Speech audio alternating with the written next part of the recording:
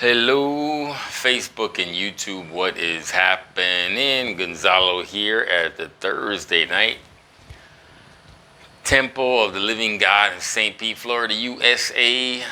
Course in Miracles. Welcome, welcome, welcome. Wonderful sharing tonight. Wonderful sharing tonight.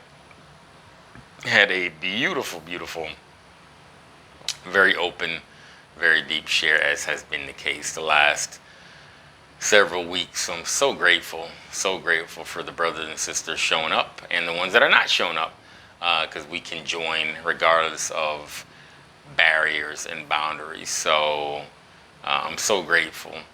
In summary, we emphasized again the preparedness needed for going into this journey at a level of depth, the preparedness that we need in our minds and our hearts for when we're practicing the Course in Miracles at depth, for the junk that will come up, the darkness, the guilt and the shame that we buried so deeply comes up with such a rage, if you want to call it that, with all the insane thoughts that it puts in our head, to get us intimidated, to get us scared, and to get us running back the other way to the ego's refuge of remaining in guilt and remaining in fear. That's exactly what the ego would want, for us to run back the other way. So it's so important that we hear that, not to scare ourselves, but to really prepare ourselves. And it's the title of the talk on Sunday. I'm speaking Sunday here at the Temple of Living God, 11 a.m. service. And that is, the title is Prepare Yourself.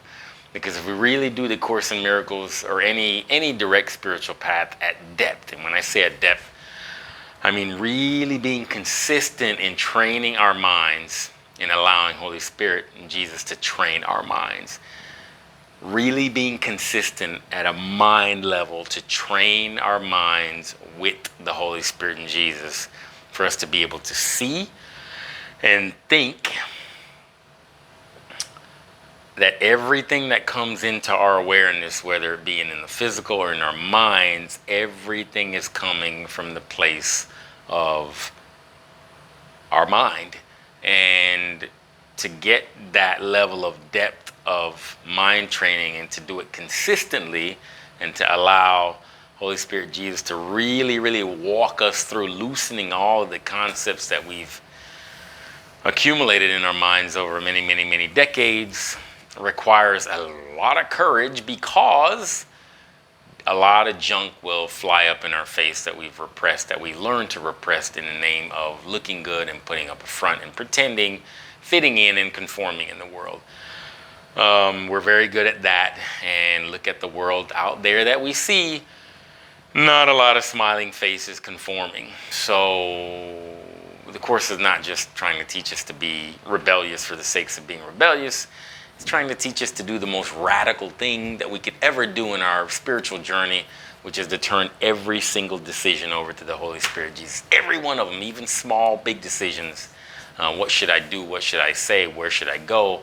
When? What should I wear? What should I eat? Every little mundane decisions, and even the big decisions. What should I open up about and share that's been weighing me down? What should I do in my life as far as finances and career, and so on and so forth? What should I, what are the next steps in my relationship that I need to take? Lead me, guide me, lead me, and guide me. It's really preparing ourselves to be completely dependent on the Holy Spirit and Jesus for the layers of shedding and rebirthing, if you want to call it that. That is an absolute necessity for us to wake up to the experience. Again, we talked a lot about really the experience of the love of God, which is so far beyond words, so far beyond the pages of the book, so far beyond anything that we can intellectualize or share it with human references. The experience of knowing we are the light of God, the experience of really deeply knowing beyond a doubt that we are the perfect Spirit of God, is what we want. And we can only get that by being willing to clean out our minds of all the false junk of guilt and shame, which we've justified in our world in the name of being responsible and serious people. Cleaning that out enough to where the Holy Spirit can really sink in and get its feet down in our minds and start showing us glimpses of truth until those glimpses get longer and deeper. And those glimpses of truth get longer and deeper and more longer and brighter and longer and brighter, so we can finally start to experience, not talk about or read about, experience that perfect light. Our part is the willingness to keep going, to keep training our minds, with the text, with the exercises, if you're doing the course. Our part is the willingness to open, to ask for guidance. We talked tonight, the sister did, about first thing when we get out of bed, our ego thoughts are running on just overdrive, just bouncing all over the place and dragging us with them. And really, our willingness is going to allow us to slow down and allow in the Holy Spirit to help settle us and clarify those insane thoughts which are not the voice for truth. Telltale sign of what the Holy Spirit's voice is not: it's not changing, it's not bouncy, it's not erratic, it's not inconsistent, it's not impulsive. The telltale sign is that of the ego's false voice that we think is us is that it is constantly bouncing all over the place. It means for us to be insane along with it. That is not the voice for God. And just a great discussion tonight. So thank you. I appreciate everybody. I'm giving the service here Sunday, March 14th at Temple of Living God, 11 a.m. service. The title is Prepare Yourself.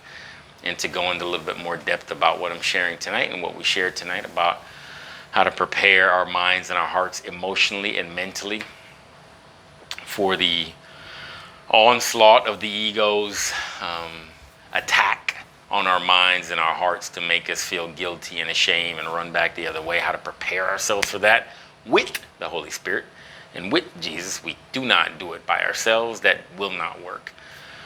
So thank you. And I appreciate everybody. Have a beautiful weekend of practice. Be the light. Feel the light that you are. Lead us. Guide us. Lead us. Guide us. Thank you so much. Bye-bye.